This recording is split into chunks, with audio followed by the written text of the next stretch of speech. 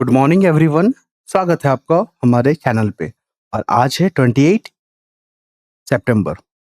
यहाँ पे हम लोग जो है ना इम्पोर्टेंट टॉपिक को कवर करेंगे जो आपके मेंस में, आपके इंटरव्यू में और आपकी प्रीलिम्स में डायरेक्ट पूछे जाते हैं। ठीक है।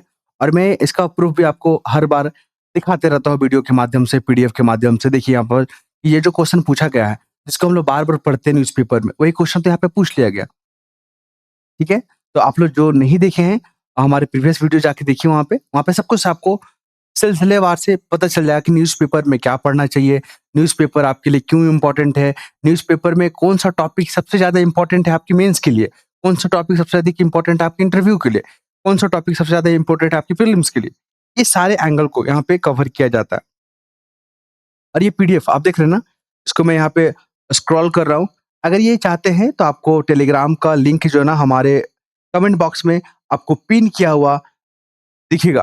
आप वहाँ पर क्लिक करके जुड़ सकते हैं। और हाँ, हमारे पास रिक्वेस्ट लगभग 15 को अभी पेंडिंग में पड़ा हुआ है। उनको हम अभी अप्रूव नहीं किए हैं, क्योंकि आपको जो है ना कुछ फॉर्मेलिटी को पूरा करना होगा।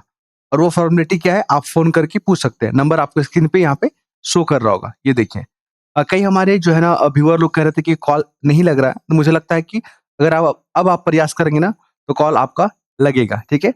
और जो नेसेसरी चीज़ होगा ना, वही पूछिएगा, ठीक है? क्योंकि फ़ोन को ज़्यादा हम अवॉइड ही करते हैं। अगर ज़रूरत रहा, तभी हम उसको रिसीव करते हैं, ठीक है? चलिए, बाकी अपना कमेंट करके पूछ सकते हैं। जब मुझे लगेगा इसका जवाब देना चाहिए, तो मैं उसका रिप्लाई करूँगा। आज के इम्पोर्टेंट टॉपिक यहाँ पर देख लीजिए, मेंस के लिए और इंटरव्यू के लिए।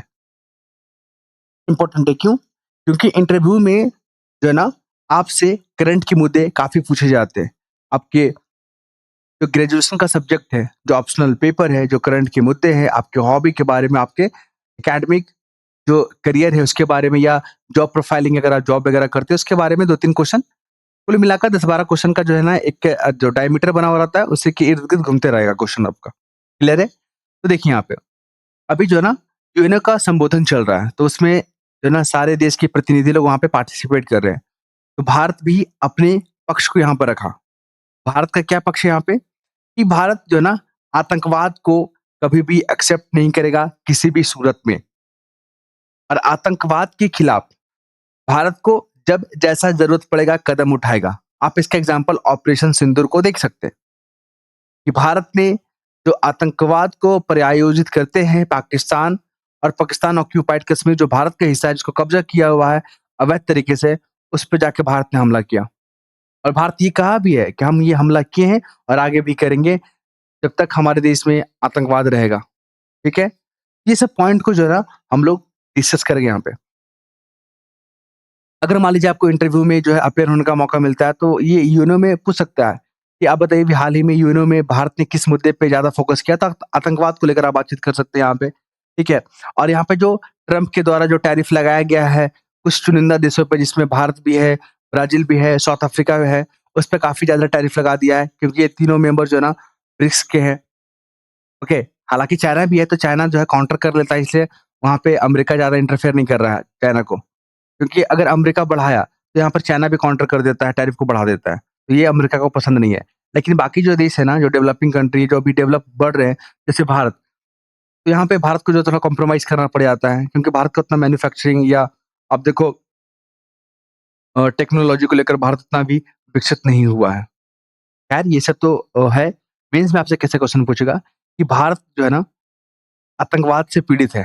ठीक है? भारत जैसे कई देश जो आतंकवाद से पीड़ित है, और भारत ने आतंकवाद से निपटने के लिए क्या-क्या कदम उठाए हैं? तो ऑपरेशन सिंदूर के बारे में आप चर्चा करोगे। ठीक है? आपसे पूछेगा कि भारत के सामने वैश्विक लेवल पे या ग्लोबल लेवल पे क्या चुनौती है? तो वहाँ पे आप आतंकवाद के बारे में बात करोगे, वहाँ पे बाह्य युद्ध के बारे में बात करोगे, राजनीतिक जो संकट है उसके बारे में बात करोगे, जो टैरिफ का जो मुद्दा है उसके बारे में बात करोगे, यूएनओ में जो रिफॉर्म का जो मुद्दा है उसके बारे में बात करोगे आप।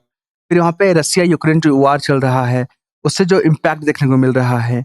आप देखो इज़राइल हमास के बीच में जो युद्ध चल रहा है, ये सब जो मुद्दे के बारे में आप लिखोगे कि भारत के सामने इन इन जो है ना मुद्दों पे भारत के सामने चुनौती पेश किया जा रहा है। और आपको बता दें, पाकिस्तान जो है ना आतंकवाद का सपोर्टर है, आतंकवाद का एक ग्लोबल हब है।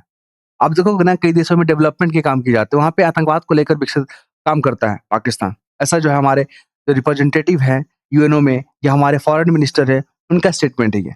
और सही बात भी है, भारत ने प्रूफ भी दिखाया कि पाकिस्तान देखिए यहाँ पे क्या काम करता है।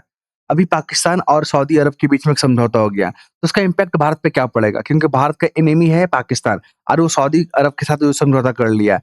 और भारत का जो है ना, सऊदी अरब के साथ एक बेहतर संबंध है, एक प्रगाढ़ संबंध है रणनीतिक क्षेत्र में और रक्षा क्षेत्र में। तो भारत ने यहाँ पे कंसर्न बताया है कि यहाँ पे सऊदी अरब को जो है ना, जो भारत और सऊदी अरब का जो पारस्परिक हित है, जो बायलैटरल जो संबंध है, जो संवेदनशीलता है, उसको ध्यान में रखना होगा। क्योंकि मैंने कल भी बताया था आपको कि पाकिस्तान जो है ना, अभी आर्थिक तंगी से जूझ रहा है, उसको पैसा चाहिए, उसको फंड चाहिए। तो सऊदी अरब के साथ वो डील कर रहा है कि वहाँ से वो पैसा आएगा और वो डेवलपमेंट का नाम पे वो आतंकवाद को प्रायोजित करेगा। भारत को इसी का चिंता है। और भारत ने ये भी बताया कि भारत जो है आतंकवाद से पीड़ित है और सऊदी अरब भी पीड़ित होने की संभावना है, या वो जो कंट्री है मिडल ईस्ट में, वो भी आतंकवाद से पीड़ित हो सकता है क्योंकि पाकिस्तान वहाँ पे जा रहा है। क्लियर है? यहाँ पे सऊदी अरब ने पाकिस्तान के साथ क्यों एग्रीमेंट किया या समझौता किया? इसलिए किया क्योंकि अभी जो है ना, इज़राइल ने कतर पे हमला किया और कतर जो है ना, अपना सुरक्षा करने के लिए कदम उठाया। और यहाँ पे अमेरिका बोलता था कि हम यहाँ पे आप लोग को सपोर्ट करेंगे, लेकिन अमेरिका यहाँ पे आया नहीं। ऐसे में सऊदी अरब को जो है ना, रक्षा को लेकर जो है संभावना या संकेत या कह लीजिए आशंका उत्पन्न हो गया कि अमेरिका यहाँ पे आने वाला है नहीं, वो अपना हित देखेगा। क्योंकि वो वैश्विक जो है ना, उसके डिसीजन का रिव्यू किया जा रहा है, उसके बारे में स्टडी किया जा रहा है कि वो हर सुबह में कुछ और कह रहे हैं, शाम में कुछ और कह रहे हैं, दोपहर में कुछ और कह रहे हैं। इस तरह का स्टेटमेंट उनका बदलाव होते आ रहा है। अभी आप देखो ना, पाकिस्तान और भारत के बीच में जो तनाव हुआ, उसका क्रेडिट लेना चाह रहा है अमेरिका का राष्ट्रपति। भारत ने इसका खारिज कर दिया कि पाकिस्तान वाला जो है भारत से जो है यहाँ पे रिक्वेस्ट किया कि आप तनाव को, संघर्ष को रोक दें, तब जाके भारत ने रोका था। ठीक है? तो यहाँ पर देखिए यही चीज़ जितना भी हम आपसे बात किए ना, ये सारा कुछ यहाँ पर देखने को मिलेगा। तो आपको बताएँ कि भारत के सामने वैश्विक चुनौती क्या है, उस पे प्रकाश डालें तो आतंकवाद को लेकर आप बात करोगे, टैरिफ के बारे में, रसिया-यूक्रेन के बारे में बात करोगे, फिर आप अभी हाल ही में जो पाकिस्तान और सऊदी अरब के बीच में जो ट्रेड हुआ, जो समझौता हुआ, उसके बारे में बात करोगे। ठीक है? चलिए। और पाकिस्तान को जो ना, हमारे जो फॉरेन मिनिस्टर है, उन्होंने कहा कि ये ग्लोबल जो है ना, आतंकवाद के रूप में चिन्हित किया गया है। ये सोनम वांगचुक, आपको बता देना, कल भी मैंने आपको बताया था, इतने लेफ्टिस्ट विचारधारा वाले लोग हैं। जब भारत डेवलप करेगा ना, तो ऐसे लोग जो है ना भारत में हैं, जो विकास को अवरोध करेगा। जैसे कि मान लीजिए इंफ्रास्ट्रक्चर डेवलप करना है। हाँ, मानते हैं कि इंफ्रास्ट्रक्चर डेवलप करने से पर्यावरण को नुकसान पहुँचता है। लेकिन यहाँ पे मानवीय विकास भी तो चाहिए ना, पॉपुलेशन बढ़ रहा है, उनके लिए इंफ्रास्ट्रक्चर चाहिए। अगर वो उनको वो इंफ्रास्ट्रक्चर नहीं मिलेगा तो मानवीय संकट में आ जाएगा। ठीक है? तो उनको इंफ्रास्ट्रक्चर चाहिए, बेसिक नीड चाहिए, उनको घर वगैरह ही चाहिए, पानी के लिए उनको जो है डैम वगैरह ही चाहिए। अगर इस तरह के डेवलपमेंट कार्य करता है भारत, और भारत ये भी प्रॉमिस करता है कि जितने भी हम पर्यावरण को क्षति पहुँचा रहे हैं, उसका दुगना प्रयास करेंगे हम उसको रिहैबिलिटेट करने के लिए या पुनर्जीवित करने के लिए। तो ये विचारधारा ध्यान रखिएगा। हमें डेवलपमेंट भी चाहिए और हमें पर्यावरण भी चाहिए। तो दोनों का संतुलन, दोनों का बैलेंस भी चाहिए हमको। इसी को पूरा करने के लिए सस्टेनेबल डेवलपमेंट कॉन्सेप्ट आया था। ठीक है? ये एक तरफ रखिए। दूसरा क्या है, जब भारत डेवलप करेगा ना, तो जो वामपंथी दल के लोग होते हैं, जैसे कि आप देखोगे ना, जलवायु कार्यक्रम के तहत ये जलवायु परिवर्तन के मुद्दे को उठाकर जो है ना, भारत को रोकने का काम किया जाएगा। पूरा पूरा विश्व जो है ना, भारत के खिलाफ साजिश रच रहा है। जैसे कि नेपाल में क्राइसिस हो रहा है, बांग्लादेश में हो रहा है, मालदीव में हो रहा है। ये सब जो देश है ना, भारत के अच्छे पड़ोसी देश हैं। लेकिन यहाँ पे जो है ना, बाहरी जो शक्तियाँ हैं, वो घर कर जा रही है और भारत का जो है ना, जो संबंध है, उसको खराब करने का कोशिश किया जा रहा है। तो भारत के सामने ये भी एक बहुत बड़ा चैलेंजेस है। उसी में हम बात करेंगे सोनम वांगचुक। ये डिमांड कर रहे हैं ना, जो लद्दाख है, उसको 6th शेड्यूल में डाल दिया जाए और उसको राज्य का दर्जा दिया जाए। अभी वर्तमान में लद्दाख का स्टेटस क्या है? यूनियन टेरिटरी का। देखिए, राज्य का दर्जा इसलिए माँगता है ना कोई, क्योंकि यहाँ पे जो सब्जेक्ट होते हैं ना, उसपे अपना कानून बनाएगा राज्य और उसको अपने तरीके से लागू करेगा, अपने राज्य के हितों को ध्यान में रखते हुए। लेकिन अभी वो यूनियन टेरिटरी है, तो केंद्र के निर्देश पे काम करना होता है वहाँ पे, या केंद्र का कंट्रोल में है वो चीज़। ठीक है? क्योंकि लद्दाख जो है ना, चाइना के साथ बाउंड्री शेयर करता है, तो वहाँ पे अगर राज्य का दर्जा अभी बिना वर्तमान स्थिति को आकलित किए हुए दे दिया जाएगा ना, तो वहाँ पे हमारे लिए लॉ एंड ऑर्डर का, और फिर वहाँ पे बहुत ही संवेदनशील एरिया होता है वो सब, जो बॉर्डर के एरिया के आसपास जो हमारे क्षेत्र हैं या हमारे राज्य है, ये यूनियन टेरिटरी है, वो बहुत ही संवेदनशील होते हैं। अगर उसको हम ज़्यादा फ्रीडम देते हैं, तो वहाँ पे जो अलगाववादी गतिविधियाँ शुरू हो सकते हैं। उसका एग्ज़ाम्पल अभी अभी आप देखिए, सोनम वांगचुक, ये एक जलवायु कार्यकर्ता। इन्होंने लद्दाख के लिए 6 शेड्यूल और राज्य का माँग किया, ये बहुत अच्छी माँग है। लेकिन आप हिंसा क्यों करवा रहे हो वहाँ पे? आप लोगों को उकसा क्यों रहे हैं हिंसा भड़काने के लिए, ठीक है? ये चीज़ नहीं होना चाहिए। लोकतंत्र में है, आप अपनी माँगे को रखिए। आप अपने डिमांड को रखिए वैध तरीके से। आप हिंसा क्यों करवा रहे हो वहाँ पे? लोगों का जो मृत्यु हो गया वहाँ पे, लोग 4-5 लोग वहाँ पे 100 लोग घायल हो गए, 4-5 लोगों का मृत्यु हो गया। इसका जवाब कौन देगा? ये सब चीज़ समझना होगा। तो अब यहाँ पे सीबीआई यहाँ पे जो है ना इंक्वायरी कर रही है। जो सोनम वांगचुक है ना, उनका लिंक जो है ना पाकिस्तान के जो एजेंट लोग हैं, उनके साथ लिंक पाया गया है। अभी जो है ना डॉन जो समाचार पत्र है पाकिस्तान का, उसके कार्यक्रम में शरीक हुए हैं। आप समझ रहे हैं ना? तो ये सब चीज़ जो है ना फिर आप पे प्रश्न उठेगा ही उठेगा क्योंकि आप भारत के खिलाफ जो एक्टिविटी है, वो चीज़ आप कर रहे हैं। फिर आपको जो एफसीआरए जो लाइसेंस मिला था कि आप बाहर से फंड लो और अपनी जो संस्थाएँ हैं, जो उसका उद्देश्य है, उसको फुलफ़िल करें ना। आप विरोध करने के लिए, आप हिंसा गतिविधियाँ करने के लिए आप फंड का यूज़ कर रहे हैं, तो भारत ने लाइसेंस को कैंसल कर दिया, रद्द कर दिया तत्काल प्रभाव से। उनको अरेस्ट कर लिया गया है। उनको पूछताछ किया जा रहा है कि आपका लिंक कहाँ-कहाँ है। यहाँ पर लिंक निकल के क्या आ रहा है, जो पाकिस्तानी एजेंट है, उनके साथ इनका जो है मेल-जोल है। आप देखोगे जो वहाँ का जो कार्यक्रम होता है, प्रेस ब्रीफिंग होता है पाकिस्तान का, उसमें जाके ये शामिल हुए हैं। ये सारा कुछ यहाँ पे लिखा हुआ है, ये चीज़। तो आप पे जो है ना रासुका, राष्ट्रीय सुरक्षा कानून के तहत जो इनको अरेस्ट किया गया है और आपको बता दें एनएसए जो लगता है ना, नेशनल सिक्योरिटी जो एक्ट के तहत, तो नॉर्मल जो गिरफ्तारी होता है और एनएसए के साथ जो गिरफ्तारी होता है, दोनों में फ़र्क होता है। आपको बिना ट्रायल के भी यहाँ पे जो है ना रखा जाएगा, ओके? अभी क्या है मान लीजिए हमें या अरेस्ट किया जाता है, तो 24 घंटे के अंतर्गत आपको क्या होगा, हेबियस कॉर्पस के तहत आपको जो है ना मजिस्ट्रेट के पास जो है प्रस्तुत किया जाएगा, 24 घंटे के अंतर्गत। लेकिन जब एनएसए के तहत जब इसको अरेस्ट किया गया है ना, तो इस तरह की जो फैसिलिटी नहीं मिलता है, ठीक है? तो यहाँ पर जितना भी हम आपसे बात किए ना, सब कुछ लिखा हुआ है। आपसे पूछेगा कि चर्चा में रहे सोनम वांगचुक कौन है? किस क्षेत्र से जुड़े हुए हैं? आपसे लद्दाख के बारे में पूछ लेगा, किन-किन राज्य के साथ या यूनियन टेरिटरी के साथ जो है ना सीमा साझा करता है? लद्दाख में कौन-सा जो है ट्राइबल पाए जाते हैं? लद्दाख जो है अभी सुर्खियों में क्यों रहा था? लद्दाख में जो है ना 6th शेड्यूल को लेकर जो डिमांड किया जा रहा है, 6th शेड्यूल में अगर किसी राज्य को डाल दिया जाता है या यूनियन टेरिटरी को डाल दिया जाता है, तो उनके क्या अधिकार होते हैं? ये सारा कुछ ध्यान में रखिएगा। क्वेश्चन यहीं से पूछेगा। अब आते हैं आईबीएसए। ये एक ऑर्गेनाइजेशन है, ग्रुपिंग है। किसका? भारत है इसमें, ब्राज़ील है, दक्षिण अफ्रीका। आने वाले एग्ज़ाम के लिए वेरी, वेरी इंपॉर्टेंट है। आपसे पूछेगा कि आईबीएस जो है ना चर्चा में रहा था, इसमें कौन-कौन मेंबर हैं? तो हमें भारत की जगह कुछ और लिख देगा, ब्राज़ील की जगह कोई और देश दे देगा, दक्षिण अफ्रीका की जगह कोई और दे देगा, चाइना लिख देगा वहाँ पे। इस चीज़ को ध्यान में रखिएगा। ये जो ग्रुपिंग है, भारत, ब्राज़ील, दक्षिण अफ्रीका, यहाँ पे 3-4 मुद्दे को उठाया गया। पहला जो है ना, इन पे टैरिफ जो लगाया गया है, एक तरफ़ा टैरिफ अमेरिका के द्वारा, उसका विरोध किया जा रहा है। तो डब्ल्यूटीओ का नियम कानून है, जो स्टैंडर्ड ऑफ प्रोटोकॉल है, उसका उल्लंघन किया गया है। थर्ड, तो डब्ल्यूटीओ का जो वर्तमान परिदृश्य है, जो संगठन है, उसमें सुधार की बात की जा रही है। आप देखो ना यूएनओ में जो रिफॉर्म की बात की जा रही है, तो यूनाइटेड नेशन सिक्योरिटी काउंसिल है उसमें रिफॉर्म की बात की जा रही है और विश्व को ऐसा एक संगठन बनाना है ना, जो पारस्परिक लाभकारी हो, जो न्याय संगत हो, संतुलित हो, इस पे विचार किया जा रहा है। तो पारदर्शी तरीके से काम किया जाए।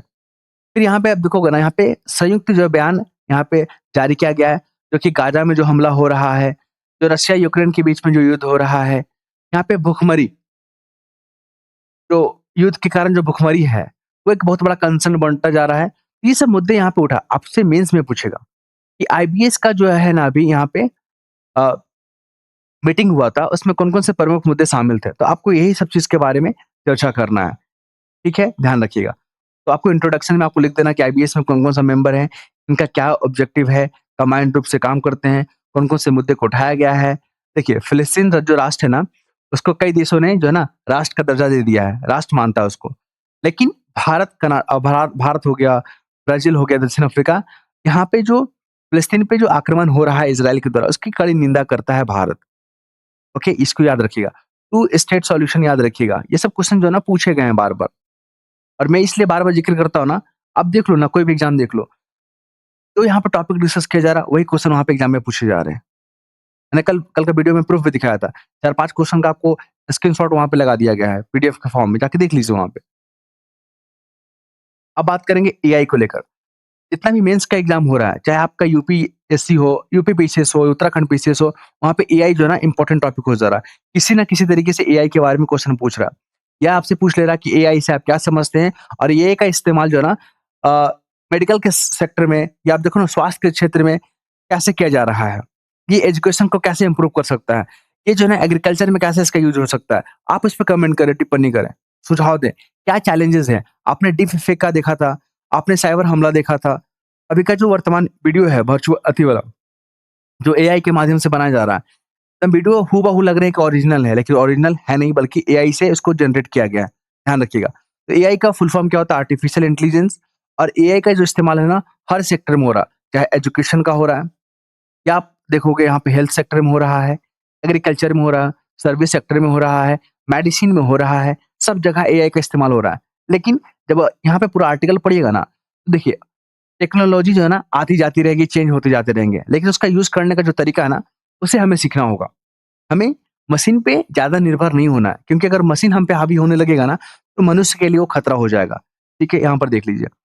हम लोग क्या करेंगे, एआई का इस्तेमाल जो है ना, जो अगर हम लोग एजुकेशन की बात करें, जो बच्चे, जो विद्यार्थी जिनको समझने में प्रॉब्लम हो रहा है, या वो सिलेबस से पीछे हट गए हैं, या उनको समझ विकसित नहीं हो पा रहा, तो वहाँ पे हम लोग एआई का इस्तेमाल करके उनका जो परफॉर्मेंस है, उसका आकलन करेंगे और उसके हिसाब से जो है ना, हम पॉलिसी बनाएँगे। अब देखो ना, एआई का इस्तेमाल गुड गवर्नेंस में भी हो रहा है और प्रशासन में इसका यूज़ होता है, जैसे कि नीतियाँ बनाने में, नीतियाँ का आकलन करने में, उसको इम्प्लीमेंट करने में, लोगों को जागरूक करने में एआई का इस्तेमाल हो रहा है। क्लियर है? अभी हाल ही में तो आर्टिकल आया था, मेडिसिन जो बनाने में, कैंसर का जो मेडिसिन है, उसको बनाने में जो है ना एआई का इस्तेमाल किया जाएगा। डाटे का वहाँ पे आकलन किया जाएगा। एआई का जो है ना सभी जगह यूज़ हो रहा है। यहाँ पर देखिए लिखा हुआ है कि एआई जो है ना कभी भी प्रौद्योगिकी को मनुष्य पे हावी नहीं होने देना है, तो वो खतरा बन जाएगा। और एआई को जो है ना एक असिस्टेंट के रूप में, एक इक्विपमेंट के रूप में यूज़ करना है, ना कि उसको गुरु के तौर पे। क्योंकि इनमें जो है ना इमोशनल नहीं होता है। और एआई इतना भी डेवलप नहीं हुआ कि हर क्वेश्चन को सॉल्व कर देगा। आप वहाँ पर देखो ना, रीज़निंग का क्वेश्चन दे दो वहाँ पे, या हायर एजुकेशन मैथमेटिक्स दे दीजिए, उसका सॉल्यूशन नहीं कर पाता है एआई। वहाँ पे हमारा ब्रेन ही काम करेगा, नेचुरल ब्रेन जो आपके पास है, जो हमारे पास है। मैंने इसको प्रैक्टिकल करके देखा है इस चीज़ को। आपके जो है ना 40 से 50% काम को आसान करता है, बाकी 50% जो है ना आपको अपने आप पे डिपेंडेंट रहना होगा। यहाँ पर देख लीजिए हमारे फॉरेन मिनिस्टर हैं और यहाँ पे जो उनके समकक्ष हैं अ, विदेश मंत्री। यहाँ पे वैश्विक आतंकवाद पे चर्चा हो रहा है। भारत जो है ना यूएनओ में संबोधित करते हुए कहा कि पाकिस्तान जो है ना, वो एक ग्लोबल हब है, मैन्युफैक्चरिंग का नहीं, जॉब का नहीं, बल्कि आतंकवाद का। वहाँ पे आतंकवाद रिक्रूट किए जाते हैं, वहाँ पे आतंकवाद को प्रमोट किए जाते हैं, वहाँ पे आतंकवाद का सीईओ है। जितने भी वैश्विक जो आतंकवादी हैं, जिनको लिस्टेड किया गया है, ब्लैक लिस्टेड, वो सारे जो है ना पाकिस्तान के क्या हैं, सिटीज़न हैं, याद रखिएगा। ऐसा जो हमारे जो है भारत के जो विदेश मंत्री उन्होंने कहा है, और ये सही भी है, भारत इसका प्रूफ भी दिया है कि जो भी पाकिस्तान का जो साथ दे रहे हैं, जैसे तुर्की, पाकिस्तान का साथ में रहता है, उसको लग रहा है कि आतंकवाद उसको घर नहीं करेगा, तो वहाँ पे बता दें, साँप है ना, साँप किसी को भी डर सकता है। आप साँप को पाल रहे हैं। यहाँ पे ये चीज़ लिखा हुआ है। आपसे पूछेगा कि अभी हाल ही में यूएनओ का जो संबोधन हुआ, भारत ने किस मुद्दे पे जोर दिया? और जो ग्लोबल कम्युनिटी है, वो भारत के किन मुद्दे पर का समर्थन करता है? तो ग्लोबल जो है ना, जो आतंकवाद है, उसका भारत समर्थन करता है कि इससे सभी देश पीड़ित है। जो भी इसका साथ दे रहे हैं, वो भी पीड़ित होंगे। और जो टैरिफ का जो मुद्दा है, वो भी इस बार जो है ना मुद्दे में उठाया गया है संबोधन में, ध्यान रखेंगे आप। ये देखिए निसार, भारत और अमेरिका का जो है ना संयुक्त प्रोजेक्ट है, और आपको बता दें निसार का फुल फॉर्म याद रखिएगा, नासा और इसरो के द्वारा बनाया गया है। NASA ISRO synthetic aperture radar इसका फुल फॉर्म है, और ये जो है ना ऑब्जर्वेशन करने के लिए इसका यूज़ किया जाएगा। ठीक है ना? सैटेलाइट से जो है ना जंगलों का, द्वीपों का जो यहाँ पे क्लिक किया गया है, फ़ोटो क्लिक किया गया है और उस फ़ोटो का स्टडी किया जाएगा। इसके जो है क्लाइमेट चेंज का क्या इम्पैक्ट पड़ रहा है, आगे हम लोग किस तरह से रणनीति बनाएँगे, हमारी जो पॉलिसी बनेंगे उसमें किन-किन मुद्दों को शामिल किया जाएगा। ये सब स्टडी जो है ना आपके इन फ़ोटोग्राफ से निकल कर आएगा। आपसे पूछेगा माउंट डेज़र्ट ड्यूब चर्चा में रहा था, वो कहाँ है? अमेरिका में है, ध्यान रखेंगे आप इसको। ये देखिए, ये रूस के विदेश मंत्री हैं, इन्होंने कहा, अभी आपको बता दें नाटो न्यूज़ में चल रहा है। नाटो में 32 मेंबर हैं। यूक्रेन इसी का मेंबर बनना चाहता है, लेकिन रसिया इसको होने नहीं देगा ऐसा। इसी को लेकर तो रसिया यूक्रेन का युद्ध चल रहा है इतना लंबे दिनों से। इन्होंने कहा कि मेरा कोई इरादा नहीं है कि नाटो पे हमला करें, मेरा कोई इरादा नहीं है कि यूरोपियन यूनियन कंट्री पे हम हमला करें, लेकिन मेरा ये इरादा है कि अगर हम पर किसी ने हमला किया, तो उसका जवाब बहुत ही खतरनाक होगा। आप उसका एग्ज़ाम्पल अभी का युद्ध में देख रहे हैं, बहुत भयावह होगा, आप सोच भी नहीं पाएँगे। ये चीज़ यहाँ पे लिखा हुआ है। अभी इम्पोर्टेंट क्यों हो रहा है कि नाटो और यूरोपियन कंट्री हैं, वो यूक्रेन का साथ दे रहे हैं। बोल रहा है कि उसको हम सब कुछ देंगे, पैसा देंगे, बल देंगे, सब कुछ देंगे और रसिया के खिलाफ इसका यूज़ करेंगे। ठीक है? तो आपको बता दें एस्टोनिया और पोलैंड ये दोनों मेंबर किसका है? नाटो का है। आपसे पूछ देगा, 4 कंट्री का नाम दे देगा, बोलेगा इसमें से कौन-सा जो है ना नाटो का मेंबर नहीं है? तो आपको बता दें बेलारूस जो है ना, आप लोग बताइएगा, वो जो है ना नहीं है मेंबर किसका? नाटो का। यूक्रेन नहीं है। तो आपको इस एंगल से पढ़ना होगा। रसिया, यूक्रेन सब जान रहा है कि युद्ध चल रहा है, लेकिन कौन मेंबर है, कौन मेंबर नहीं है, हाल में कौन-सा जुड़ा हुआ था, ये सारे क्वेश्चन स्टेट पीसेस में बार-बार पूछे जा रहे हैं। ठीक है? और जिस एंगल से यहाँ पर डिस्कस किया जाता है ना, आप अभी के जो एग्ज़ाम हो रहे हैं ना, उसमें जाके देखिए। सारे जो हम लोग डिस्कस करते हैं, सारे क्वेश्चन वहाँ पर देखने को मिलेगा।